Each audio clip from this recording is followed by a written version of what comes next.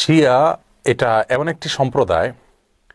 শিয়াদের পরিচয় জানার আগে শিয়া শব্দের অর্থ আমাদের জেনে নেওয়া দরকার। শিয়া শব্দটি বলতে মূলত দল, উপদল বা অনুসারীদের কোনো গোষ্ঠী এটা বোঝানো হয়।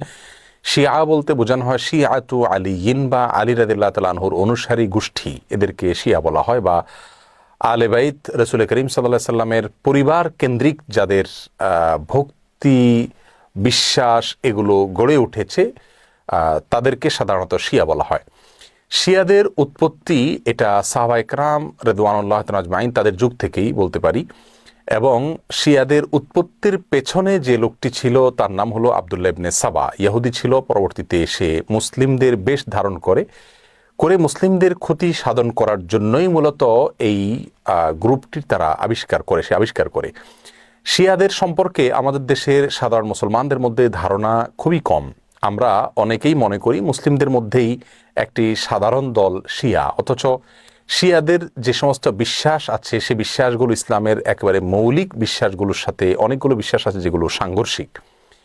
অনেক ভাই বোনরা মনে করেন যে শিয়াদের সাথে আহলে সুন্নাহ ওয়াল জামাআতের, অর্থাৎ যারা কোরআন এবং সুন্নাহকে দলিল হিসাবে গ্রহণ করে সেটাকে অনুসরণ করে, তাদের সাথে শিয়াদের একটা পার্থক্য তারা মনে করেন যে শুধুমাত্র খেলাফত নিয়ে, অর্থাৎ আবু বকর রাদিয়াল্লাহু তাআলা এবং আলী রাদিয়াল্লাহু তাআলা আনহুর ভিতরে কে বেশি খেলাফতের হকদার এটা নিয়ে মত পার্থক্য। আসলে বিষয়টা তা নয়, বরং শিয়াদের বিশ্বাসগুলোকে একত্র করা কঠিন। তাদের মধ্যে অনেকগুলো দল উপদল আছে, তার ভিতরে কমন কিছু বিশ্বাস আছে বেশিরভাগ শিয়ারা লালন করে। তার ভিতরে একটি হলো তারা কালিমাতুত তাওহীদ আমরা যেটা বলি এটাকে যথেষ্ট মনে করে না। তারা মনে করে লা ইলাহা ইল্লাল্লাহ মুহাম্মাদুর রাসূলুল্লাহ এবং আলিয়ুন ওয়ালিউল্লাহ এটাও স্বীকৃতি দিতে হবে, মুখে উচ্চারণ করতে হবে, তারপর মানুষ মুসলিম হবে।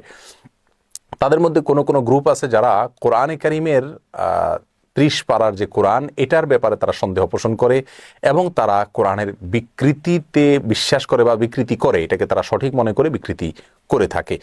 তাদের মধ্যে বড় অংশ বা সবচেয়ে বেশি অংশ বলা যেতে পারে, প্রায় সবাই বলা যেতে পারে, তারা সাহাবীদেরকে সবাইকে কয়েকজন বাদে আলী রাদিয়াল্লাহু তাআলা আনহু, আব্বাস রাদিয়াল্লাহু তাআলা আনহু সহ কয়েকজন বাদে হাসান হুসাইন, ফাতেমা রাদিয়াল্লাহু তাআলা আনহুম সহ আহলে বাইত যারা তারা ছাড়া বাকিদেরকে তারা কাফের মনে করে এবং সাহাবীদেরকে গালমন্দ করাটা এটাকে তারা সওয়াবের কাজ মনে করে, ইবাদত মনে করে।